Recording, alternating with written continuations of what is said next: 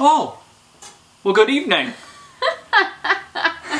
Welcome to the parsonage, and we're going to be doing our book study beginning this week with the introduction to the book as well as the first chapter. And so we wanted to take some time to go over some of that with you and give you some insight, and hopefully this is uplifting and encouraging to you. Yeah, so of course our book that we're going through is the Book of Joy. Alright, yeah, you might have one that has a different cover with the two faces of the Dalai Lama and Archbishop Desmond Tutu. This is just without the sleeve on, which is still beautiful. But yeah, so that's the book that we're going to be looking at, just looking at the first 24 pages of it as the introduction, and just starting to get things going in the book at the very beginning of their visit together. And in honor of the Dalai Lama, we have our little cups of Darjeeling tea that we're going to be drinking here today. We encourage you to go ahead and put on a cup of tea just for this occasion. In the book, it says that all throughout the visit between the Dalai Lama and Bishop Tutu, they every day had Darjeeling tea and Tibetan bread. So I thought that was really neat because obviously communion isn't a tradition in the Buddhist faith or the Dalai Lama, but it's still a moment of communion for them to share in that together. And remember, it's just slightly different elements. Remember that communion in the biblical sense is not just the Eucharist, which is the bread and the wine. It's actually the whole meal that Jesus and his disciples, his friends, shared. And so therefore, anytime you sit with your family, with your loved ones, that is a moment of communion. So there's an aside for you today, but let us get into our book. Yeah, so just a couple questions before we dive into what we read for today. First question, coming into this book, before you ever read, I know you've read the whole thing already, but before you've ever read it, what were your initial thoughts on joy? Well, joy to me, as I think it is for many of us, is intertwined with happiness. And we end up getting them kind of confused because, as we'll discuss a little bit later, happiness is an emotion that we feel. Joy is a trait that's a part of who we are. So even in the midst of disappointments, we can still experience joy. And so coming into this book, my understanding of joy was that it was just another form of happiness. And therefore it was whatever was happening in my life. If it was going well, I felt joyful. If it was going poorly, I did not. Sure. Yeah. I mean, people often simplify joy and think that it's the same as happiness. And, you know, we will see in this book that it definitely is not the same, because you can still be a joyful person even if you're not always feeling happy. Nobody feels happy all the time. All right. And then another one. So what did you already know about the Dalai Lama and Archbishop Desmond Tutu before you ever read the book? Very little.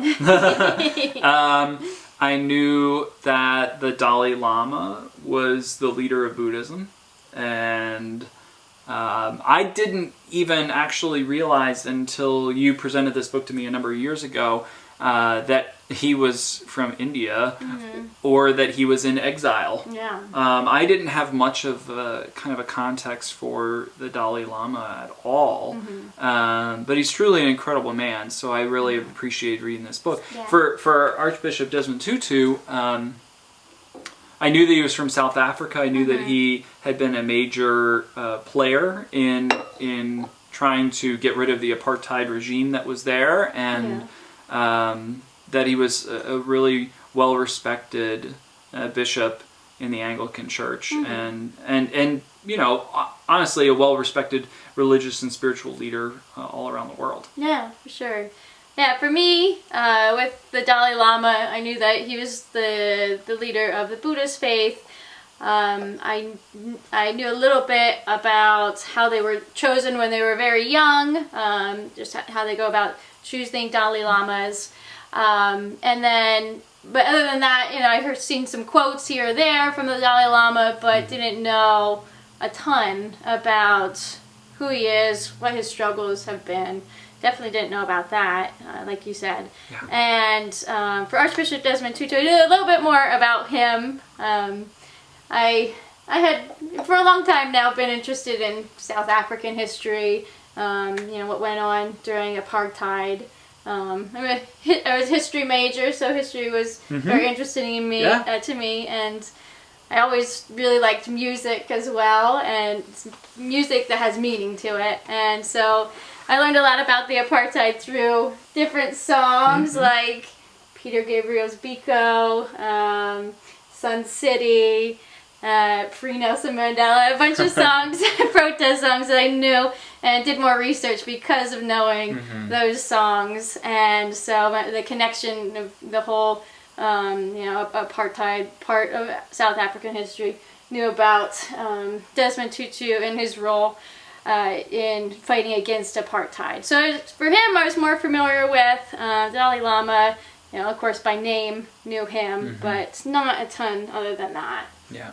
All right, so for the book, just a little, if any of you have not started reading this, we definitely would like people to read along.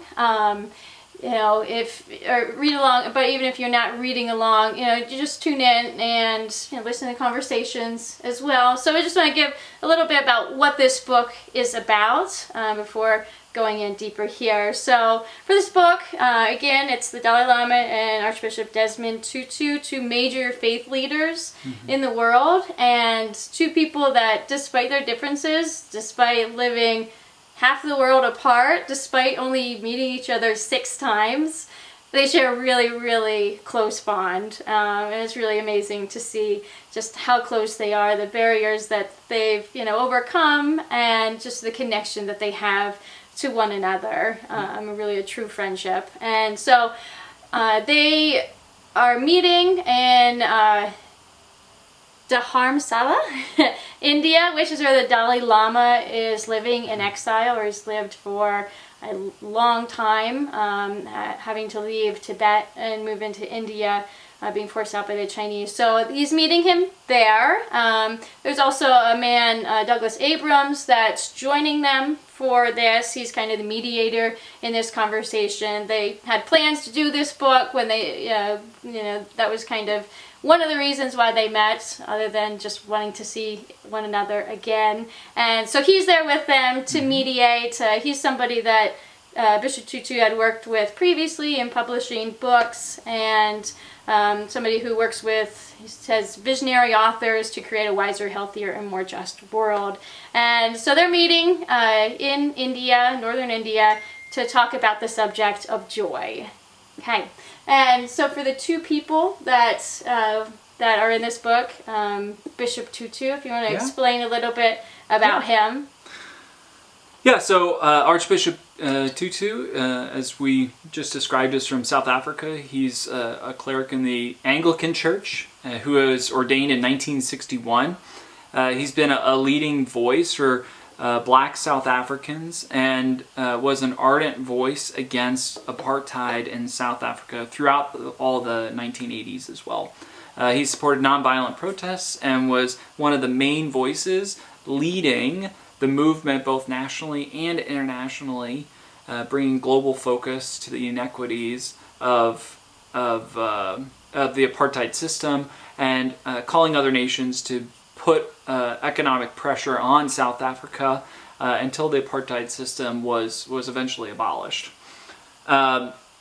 He's awarded the Nobel Peace Prize for his efforts in 1984, and his efforts finally came to fruition in the early 1990s as South Africa transitioned to its now democracy, led by President Nelson Mandela, for those who have heard his name before. Mandela appointed Bishop Tutu to head the Truth and Reconciliation Committee to investigate human rights violations in the world today, and continues to be an outspoken voice against oppression in all of the forms that they take. You might recognize that wording too, also comes in our baptismal liturgy for the Methodist Church. So very important part of our work too. He was 84 years old at the time of this interview and battling prostate cancer. All right, and then for our other player in this book, the Dalai Lama. Dalai Lama, his real name is Tenzin Gyatso, and he is the 14th Dalai Lama, and he's the foremost spiritual leader in Tibetan Buddhism. He was born in 1935. So he's a little bit younger than Desmond Tutu, but they're both in their 80s in the time when this interview took place. He was born into a poor farming family in a remote region of Tibet, and then he was just at the age of 2, very, very young. He was already at that point recognized to be the reincarnation of the 13th Dalai Lama. And so at that point, once he was chosen, he was taken from his family to be trained up to become the Dalai Lama. And so he was moved into a monastery. He formally began his monastic education when he was just 6 years old. His life definitely was majorly impacted by some events, some political events that took place while he was still young. The Chinese invaded Tibet in 1950, and so when the Dalai Lama was just 15 years old, he was called to assume full political power of the nation of Tibet during this war between Tibet and China. And so this fighting took place over 9 years, and after enduring 9 years of brutal suppression from the Chinese, the Dalai Lama chose to flee, to get out of Tibet, to leave there for his own safety. So he went through the mountains, the Himalayan mountains, and we'll read more about that journey for him later on. Mm-hmm. But he went through the mountains and escaped into northern India, and he settled in a town of Dharamsala. And this town, the meaning of that word is spiritual dwelling. So definitely a fitting place for the Dalai Lama to be settling into and to live, where he still lives today, where our interview takes place. Okay, and many other Tibetans had followed him there into exile as well to escape the Chinese suppression. He is known as the embodiment of Bodhisattva, of compassion, meaning that he embodies the compassion of all Buddhas. Buddhists believe that he is reborn in the world to help humanity, that he strives to reach Buddhahood not for selfish reasons, but for the benefit of all living beings, or all sentient beings, as Buddhists say it. Since his exile, he has peacefully pushed for the rights and freedoms of the Tibetan people to return to their homeland. He has never let up on that fight. He has been awarded the Nobel Peace Prize in 1989 for his nonviolent struggle of the liberation of Tibet, and also for his focus on global environmental concerns. And he was one of the very first people to really push this, recognize the issues going on, environmental concerns globally, and pushing to stop what was causing the environmental problems. He has collaborated with scientists to study how people can achieve peace of mind. Dalai Lama promotes interreligious harmony and understanding, as evident obviously with this book, how he's working with Desmond Tutu, a Christian, and finds a lot of connection there. He was 80 years old in 2006 when this interview took place, and he has stepped back from his political role, but he is still highly respected as one of the most influential spiritual leaders in the world today. All right. So then going into the discussion of what we read today in the first 24 pages of this book. So the first, it's not really a chapter here, but the first section of the book is an invitation to joy. And in that opening, there's a quote that says, "Lasting happiness cannot be found in pursuit of any goal or achievement. It does not reside in fortune or fame. It resides only in the human mind and heart." So what do you think of that?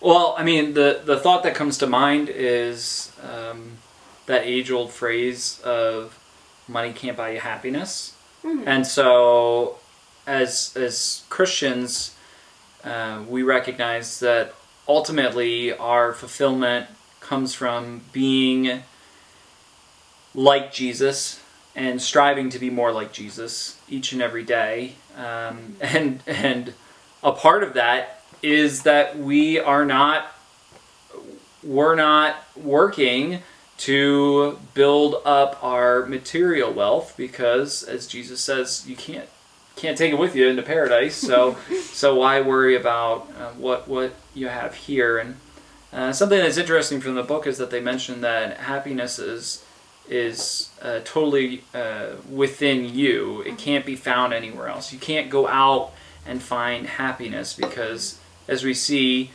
people do so many different things outwardly to try and find happiness when they're really sad and hurting. And ultimately, for those who are able to find happiness in the end, it comes from them recognizing that they have to find it within themselves too. Yeah, for sure.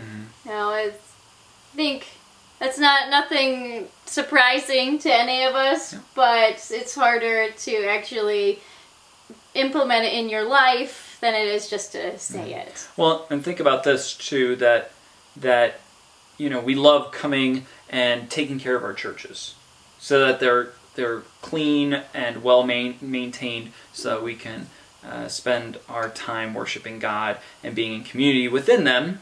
And Jesus describes how our bodies are like a temple for the Holy Spirit. So we need to work to keep our inner self clean, so that the Holy Spirit has a nice place to come and reside. So, sure. Yeah.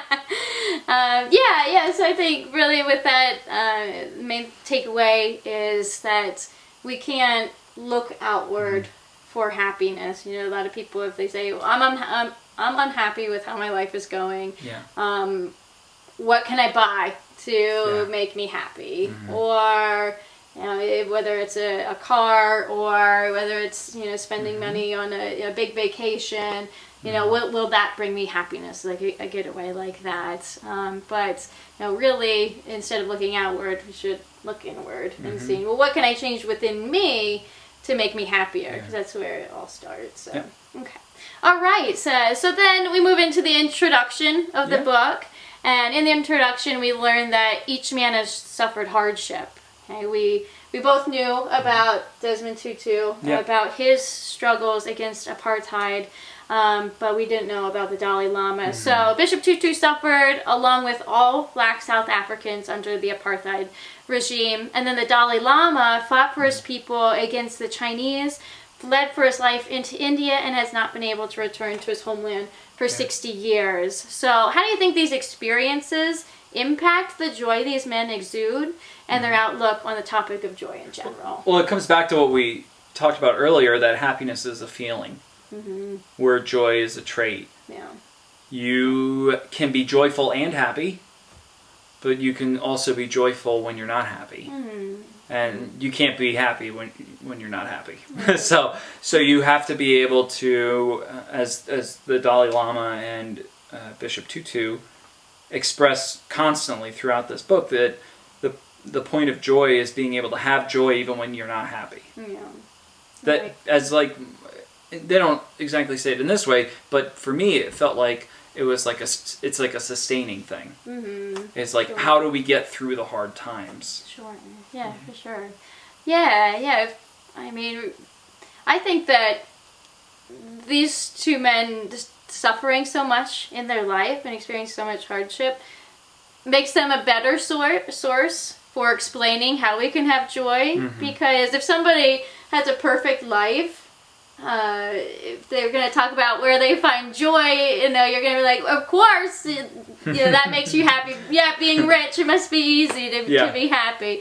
But knowing that they really have struggled, everybody else who's had any form of struggle in their life is going to be able to connect more with this. And I think that all of us have struggles in our life that, even though they're may not be as drastic as these two men have experienced, we can see, well, if they can overcome all that they've gone through and still find joy, then there's hope that I can too. Yeah, because when you spend money, you can spend money to do fun things that you enjoy in the moment and make you happy in the moment. Yeah. But then when you go home and the fun thing isn't happening anymore and all of that stimulation is suddenly ceased, right. then you find out whether you have joy, and a lot of people don't. Right, for sure. Sure.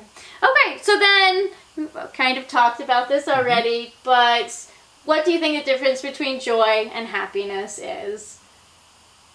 Well, like we said, I guess I jumped ahead, but you know, happiness is just simply a fleeting experience. It's not a permanent state, where joy can be a permanent state. It takes work. Yeah. It takes effort. Right. Far more effort than happiness would take. Yeah. But when you are joyful, you can be happier more frequently then. Right. Yeah, because I think that happiness is more of a reflection of what's on the outside.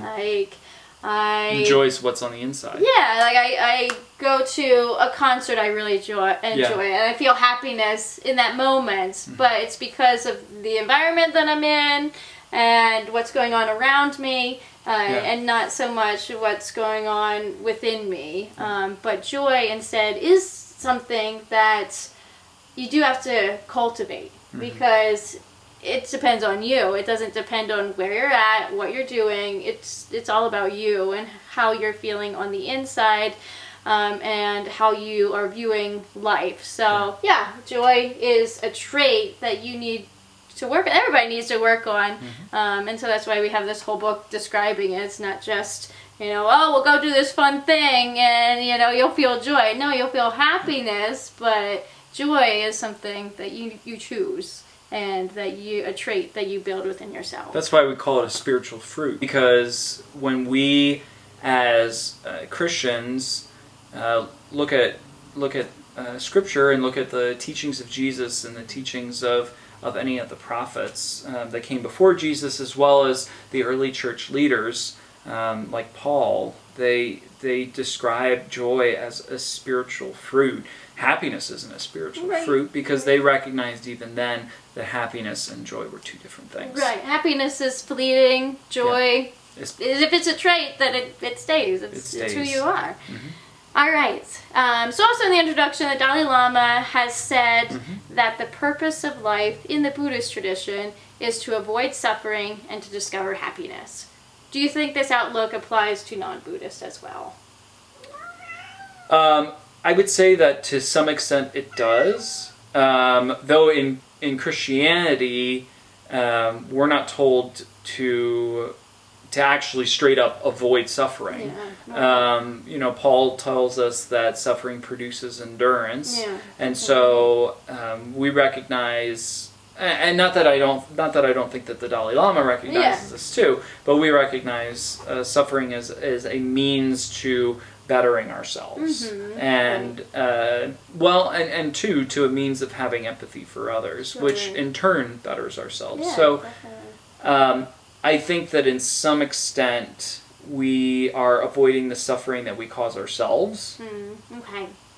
But we can't avoid all suffering, and so there's no point in trying to avoid all suffering. Yeah, for sure. I know that obviously Dalai Lama has not avoided suffering. He's suffered a good amount in his life. And so, it is a desire that I think everybody has, of any faith or of no faith. Everybody wants to avoid suffering and to be happy. That's just our natural. That's our natural being, how we want our life to go. But I think that even as Christians, the goal isn't to stay in suffering. No. We definitely can use suffering, and we accept that suffering comes in life. This isn't a perfect world.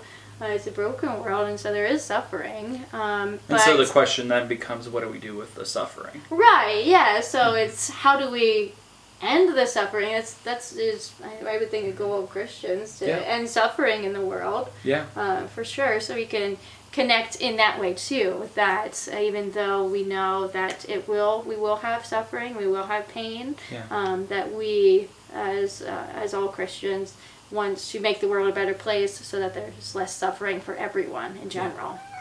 All right, so moving on to the main part of what we read, the arrival. It's titled, "We Are Fragile Creatures." So this is the part where the Archbishop Desmond Tutu is flying in to India to meet with the Dalai Lama. So in the start of that section, the Archbishop Desmond Tutu says, "We are fragile creatures, and it is from this weakness, not despite it, that we discover the possibility of true joy." Okay, so how do you think fragility or weakness can lead to joy? Well, fragility and weakness exposes what we need to work on. And it exposes where we are not there yet. So for many of us, we were not prepared for a time like this. Mm-hmm. And there's been a lot of growing pain for people, I think, in this time of staying at home and remaining away from loved ones or from work or from just simply normal life of going out and enjoying the world and all that we have to offer each other. And so I think that we have opportunities in our own weaknesses and our own mistakes to discover more about where we need to grow, and then in turn that can lead us to greater joy. Right, yes, because if you're improving in those areas, then that's a good thing, and that could lead to more joy.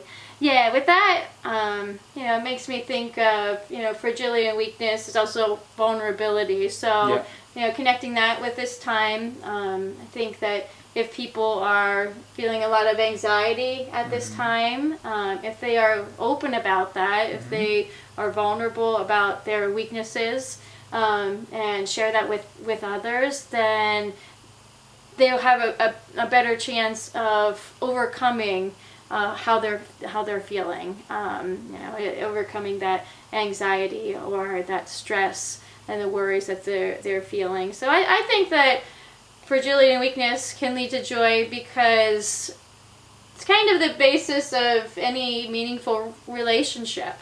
If you don't go deep, if you're not honest about what your weaknesses are, if you don't show your true self, then you're not going to have deep relationships. And relationships and joy are definitely intertwined. It's hard to have joy if you're totally alone. You don't have to have a ton of close relationships, but even just a few really can bring a ton of joy. So I think that's what I get from that, is that being vulnerable with others helps form those connections and brings joy through those connections. Okay, so these two men obviously come from two very different religions. We have Christianity, specifically Anglican, and Buddhist. And so despite this, they share true friendship. And we can see that even just in their greeting in this first section here. So each honors and respects each other's traditions. So what unites these two men? The thing for me that unites them is their common love of humanity. And of the world that God has made for us, and because they recognize that both of them are a part of this world, that we share it together. And so even though they are coming from different perspectives and different understandings of life and God and the universe and everything, and our role within it, there are overlaps of things that they share, and so I think the major one is that they have this shared love humans Mm-hmm. and Right. God's people. For sure. You know, you can see that in how they treat each other. Yep. But also how each of them has fought hard for their people. Yeah. Yeah, and yeah, even just specifically to them, it's in the book too that for them it's so hard to have friends, have true friends, because they're such public figures, and Yeah. it's hard to connect with people without them. You know, like either wanting something from you or else idolizing you. But they're kind of on the same level here, just in different faiths, and so they're able to connect with one another because they are in similar positions. Yeah. All right. So then, in this section, Archbishop Tutu says, discovering more joy does not, I'm sorry to say, save us from the inevitability of hardship and heartbreak. In fact, we may cry more easily, but we also will laugh more easily too. Perhaps we are just more alive. Yet as we discover more joy, we can face suffering in a way that ennobles rather than embitters. We have hardship without becoming hard. We have heartbreak without being broken. I think that's a really powerful quote. Yeah. What do you get out of that? Well, I mean, it's empathy. You know, it's being able to, because of your experience of hardship and pain, be able to relate to other people and to not make it life about an us versus them, or say that we're American or they're Canadian, or we're American or they're Mexican. Right. It's that we are all a part of God's creation. Yeah. A very core Christian teaching is that every single person Jesus loves equally. Yeah. Right. So there's no room for exceptionalism. There's no room for we're better than the rest. And so I think that by being able to humble yourself like they do, and recognize that suffering can help you to relate to other people, means that you will cry more when you see the pain of other people, and you'll be able to laugh easier at the funny things that happen in life, and you won't be spending so much time thinking about, well, how does this affect me? It's more of how do I enjoy what God is blessing me with. Yeah, for that, like, it definitely really connects with what we read earlier about him, saying that we're fragile creatures, and in this weakness we find joy. Yeah, with this, it's not a weakness to feel things. No. It's really is a strength. It strengthens you as a person. It strengthens your character. Strengthens your relationship. So it's a strength in every sense of the word. So it's awesome to hear him say that you should allow yourself to feel everything. Yeah. Not everything's going to be happiness all the time. When it is, and feel happy, of course, and appreciate that moment. But when things aren't going well, when you do experience suffering, when you witness other people's suffering, feel that too. Be open to that. A lot of people live with a closed heart, and they overlook the problems of others, and they don't even want to admit when they themselves are suffering. They won't allow themselves to feel that either. But it really is necessary to feel it all, because in everybody's life you experience it all. All right, so now a quote from the Dalai Lama. So in this section he says, "We create most of our suffering, so it should be logical that we also have the ability to create more joy. It simply depends on our attitudes, the perspectives, and the reactions we bring to situations and to our relationships with other people." So do you agree with him? Do you think that we create most of our suffering? There's certainly suffering that occurs from outside forces, but how we in turn relate to that suffering determines a lot of how we feel. So I I remember reading the other day in that book, Night, Yeah. about... he was reading the book Night by Elie Wiesel, the Holocaust survivor. Yeah, and so he was talking about their time in the concentration camp. And obviously there's a lot of suffering from an outside force that is upon the people that are there. And yet when their traditional Jewish holidays came up, they would still pray their prayers and sing their songs, and when someone would pass away, they would do their traditional prayers and songs for that person, and they were able to, it was hard, and many of them did struggle mightily in that time with it, but they were able to, in certain moments, and maybe for some of them throughout all of it, remain strong as a result of the fact that they were utilizing what they had, what they had left, what couldn't be taken away from them, and that was their faith. Right, definitely. Okay.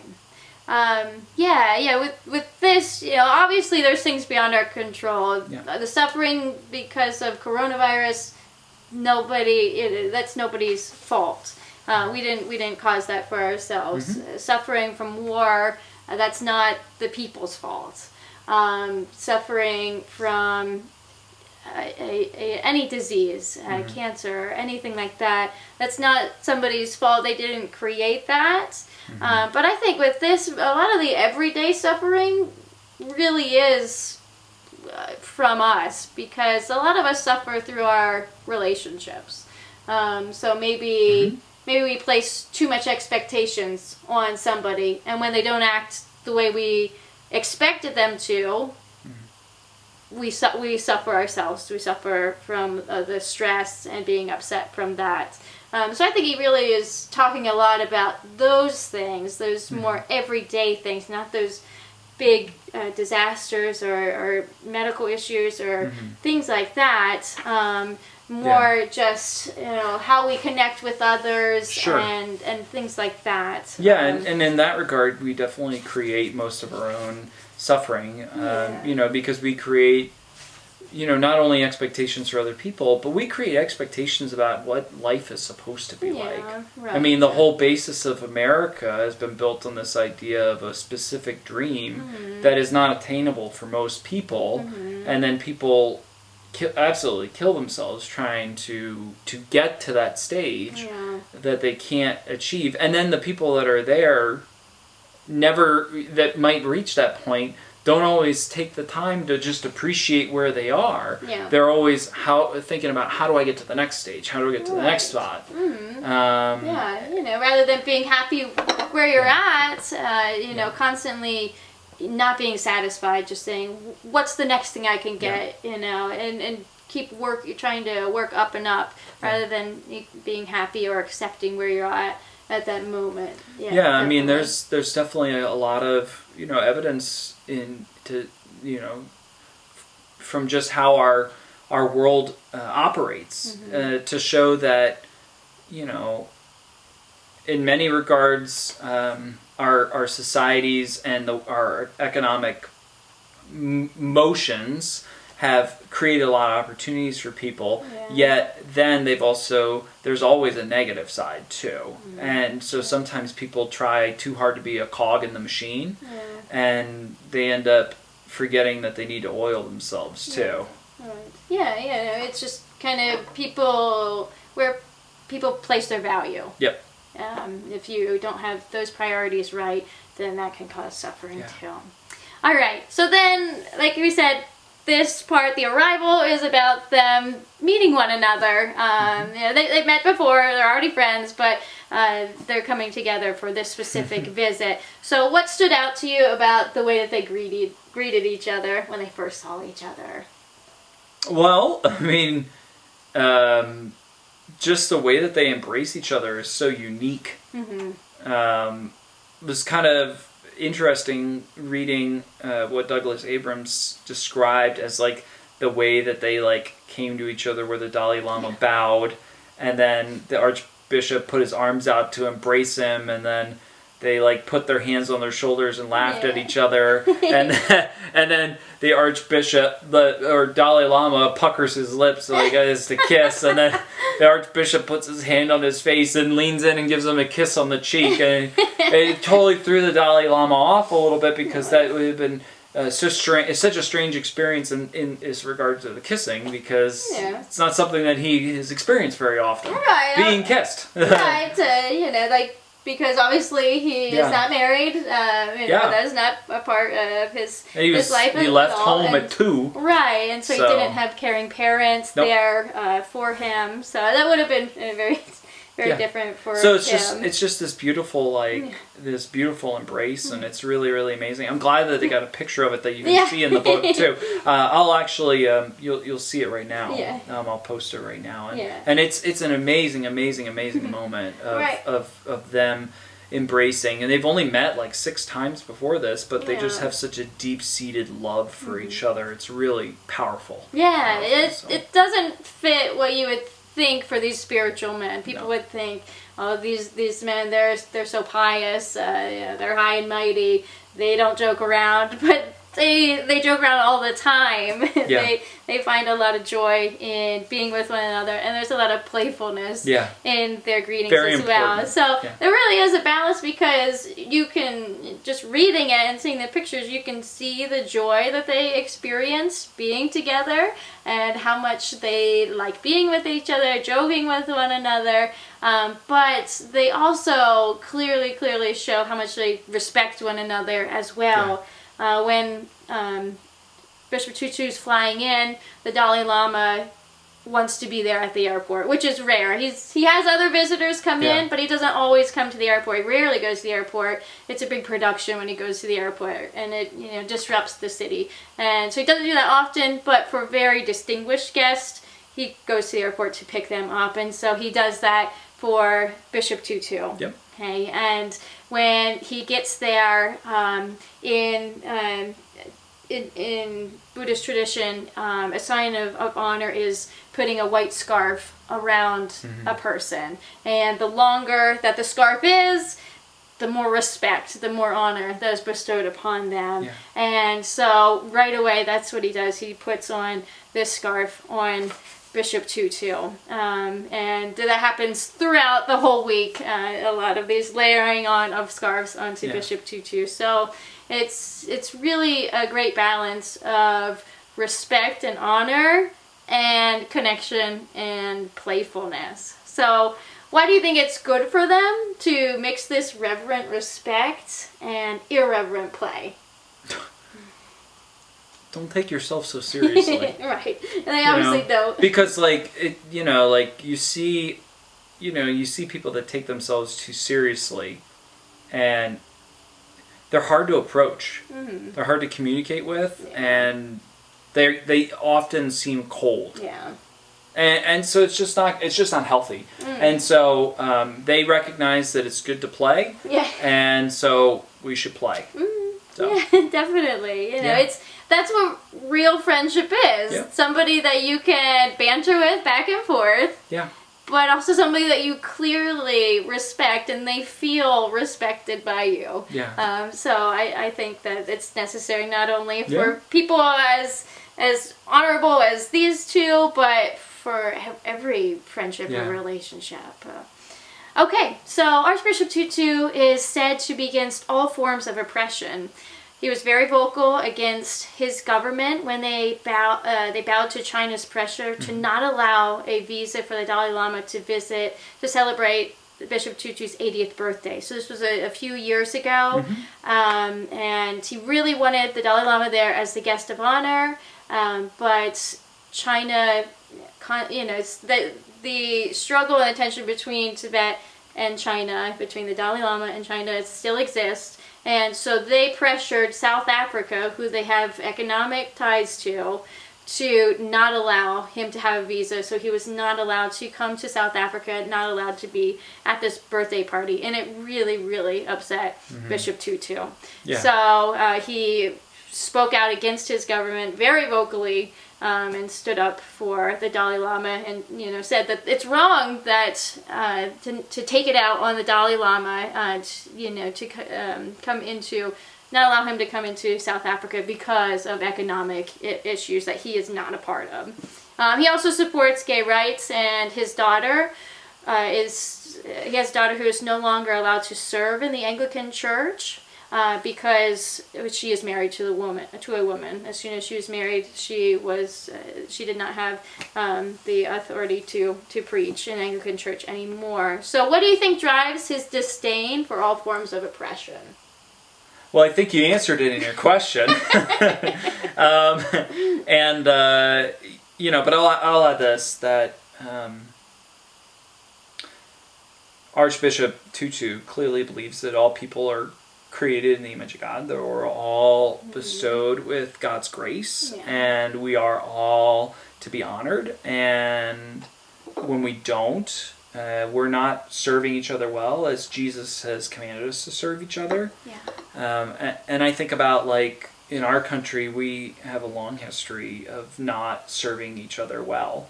You think about the Native Americans, and in Canada we learned that they call these the First People. I like that term a lot better. The First Nations, rather. And then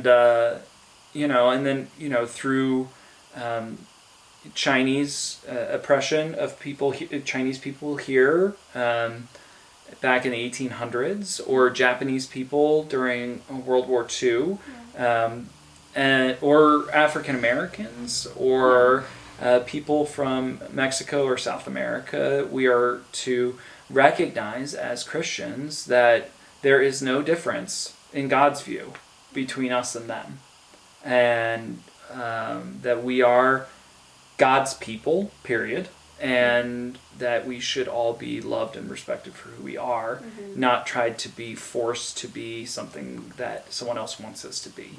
Yeah, I mean, I think the phrase, if I forget exactly how it goes, but if one group isn't free, then nobody is free. Really, is something that he would probably agree with. Probably, because he fought for a long, long time to end apartheid, to make black South Africans equal to the whites living there. And so throughout the 80s and 90s, he saw a lot of good things being done in South Africa, a lot of things for him to be proud of, and a lot of good work done. But that doesn't mean that the fight's over. That didn't solve all the world's problems. And so there's still things going on today. And even though he helped to form the new South African government, the democracy, when he's not going to say, yeah, they're perfect because they're not. It's not like it was in apartheid. No, there's still problems, obviously, with them. Their action against the Dalai Lama. That shows that they are not perfect, and so we still need to speak out for things that are not right. Yeah. Okay, so then it is clear that their friendship brings them joy. What do you think is the connection between joy and relationship? We kind of talked about this earlier, but what do you think? Love. That's for me. That's what it is. It's love, and being in any relationship, whether it's platonic or romantic, whether it's with a spouse or a kid or a friend or other extended family or neighbors or whoever it is, being together can challenge us because it affords us the opportunity to see things from another perspective and listen to other people. Sure.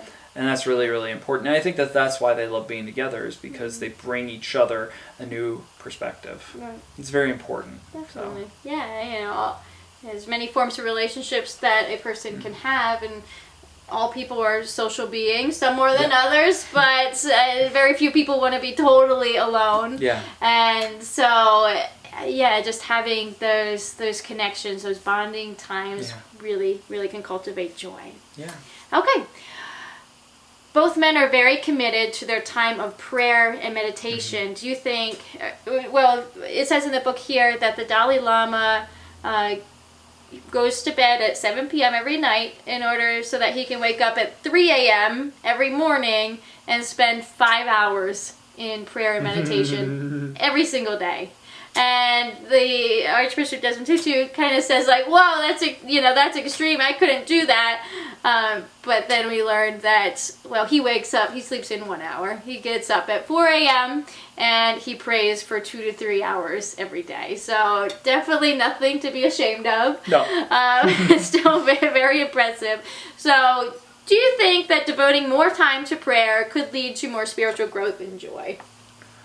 Well, there's a lot of studies that have been done on prayer or meditation, in whatever form you choose to do that, and it's been proven time and time again that these times of solitude and reflection and centering have inherently a major physical benefit on your mind, your spirit, and then your body, and it is absolutely good to take time to just simply calm in the midst of everything else, because there's not our life, especially as Americans, we are too much go, and so it never affords you the space normally to be able to calm down. I mean, now we have it. Oh yeah, now we have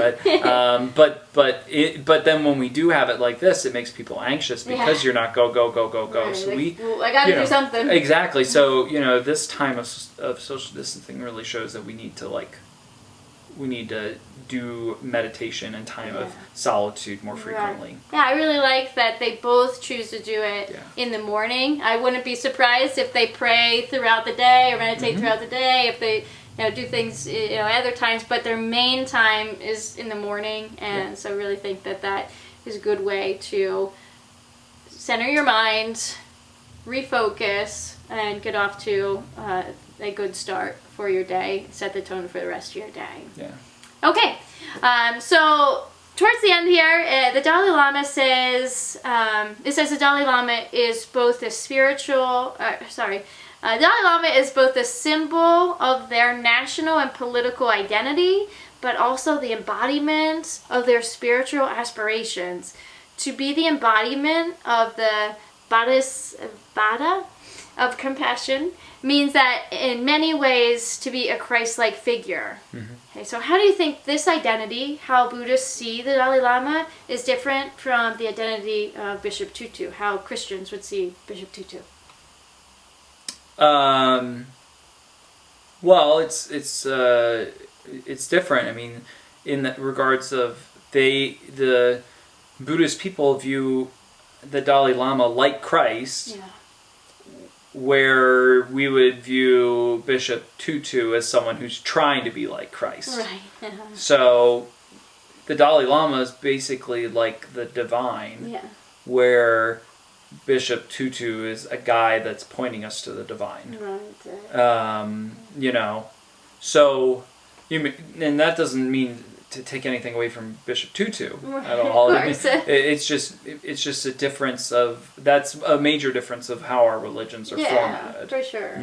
Yeah, I imagine that would weigh heavy on the Dalai Lama. And I don't think any Christian would say that they can be totally like Jesus. We all fall short in different ways. Even Desmond Tutu, he falls short in different ways, and so I imagine that would be weigh heavy on your shoulders to feel the need to be absolutely perfect, to be the Holy One, rather than the one pointing the way to the Holy One. Yeah.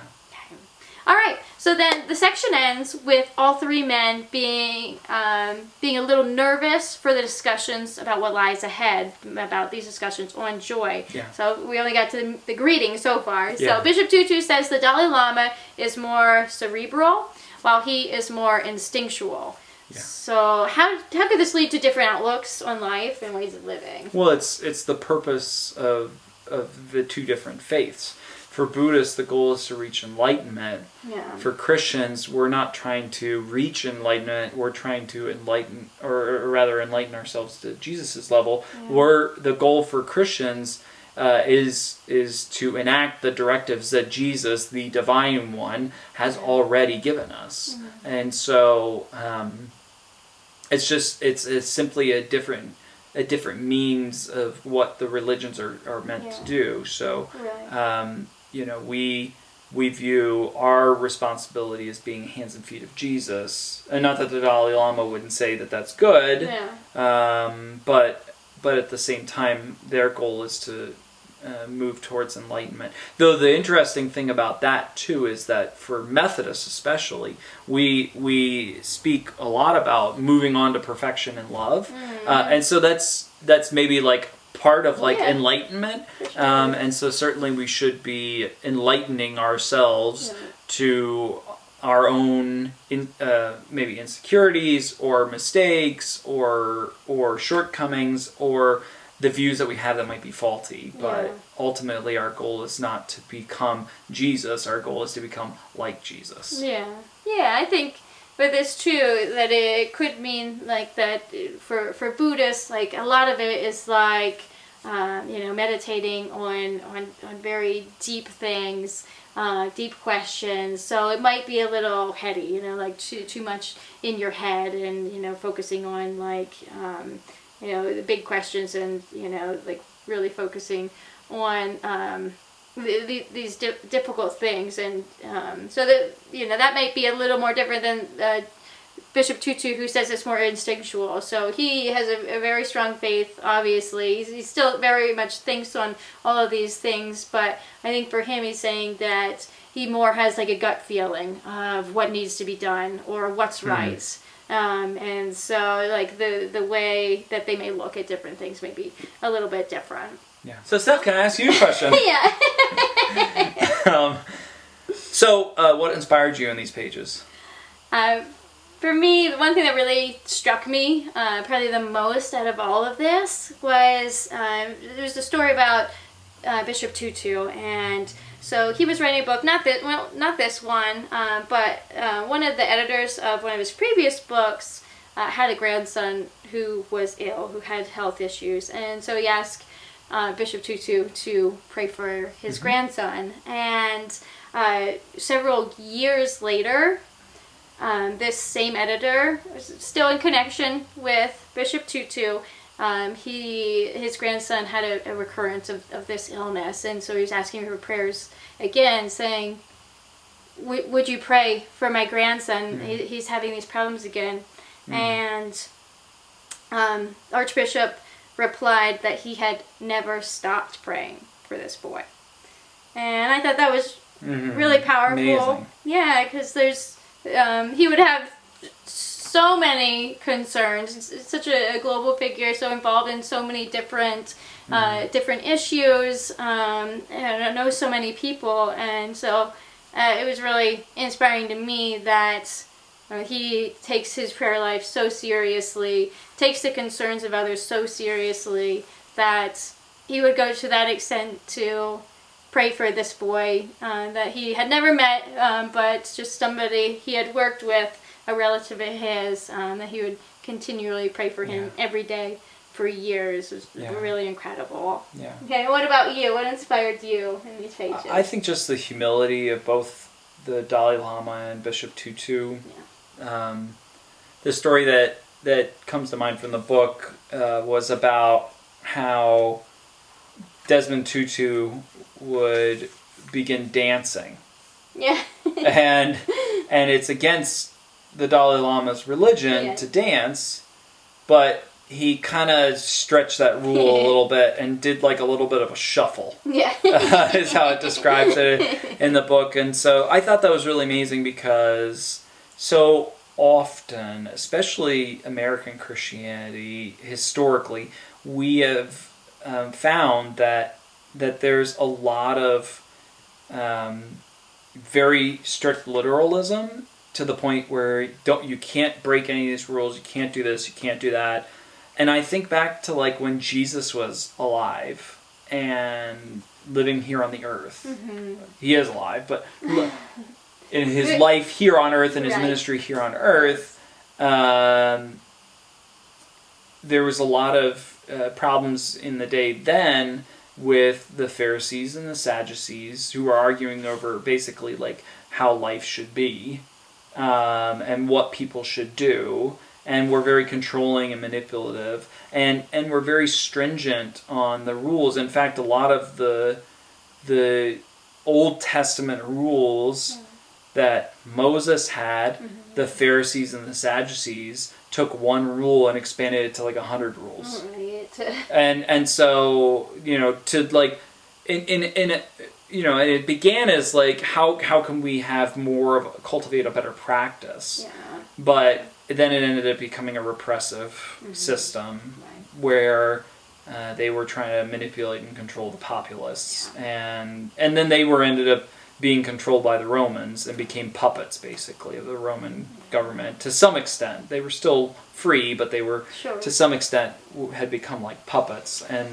And so for me, I think it's amazing that these two leaders, especially the Dalai Lama, who is the leader of Tibetan Buddhism, would be willing to stretch the rules of their own religion to meet someone where they're at. Right.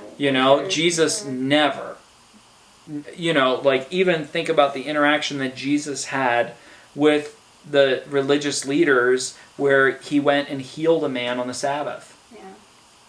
That would have been considered like shocking that he would ever do that. Or just touching a leper. That would have been shocking. It would have been against all the rules. But Jesus literally shattered the rules in order to meet people where they're at, to do the most that he could to help them there. Right. It is okay sometimes to bend what is normally tradition in order to show love and to create connection.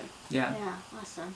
All right. Well, thank you so much for being with us today. And so we encourage you to come back next Monday at 7 o'clock. Yeah, we'll be reading pages 27 through 79 and talking about those pages. And so in the spirit of love and interreligious dialogue, Shabbat Shalom to you, and we will see you next week. God bless. Thank you so much for being with us, and we hope that this time was special for you as we know it was for us. God bless. See you next Monday. Remember to join us at 7 o'clock.